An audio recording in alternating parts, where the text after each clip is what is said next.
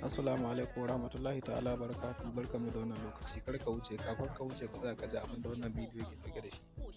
Yadda ake bude online a TikTok ko a rufe. Wasu zaka ga ba sa so a gansa online a TikTok, wasu suna so a gansu. To yadda ake rufewa, zaka iya rufe active status ɗinka ba tare da wani ya ga kana online ba. Ku biyo mu cikin wannan bidiyon don ganin yadda ake rufe wannan active status online. Da farko zaka tafi nan inda hotonka yake profile kenan. Nan kenan zaka je nan kan profile. Bayan ka shiga, bari mu jira ya buɗe. Bayan ka shiga sai ka danna wancan alamomin guda uku na can sama da suke a sama. Misali ga su can, sai mu nuna su. Wancan ɗigon guda uku. Bayan ka danna, za ka ga setting and privacy. Setting and privacy za ka shiga, wannan kenan. Shine setting and privacy.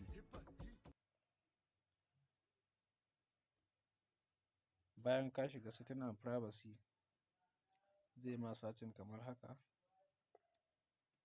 Za ka jira ya buɗe. Mun shiga creators, bari mu koma baya.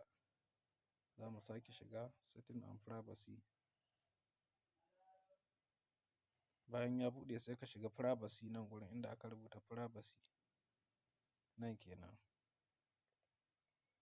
Bayan ka shiga, bari mu shiga mu ga.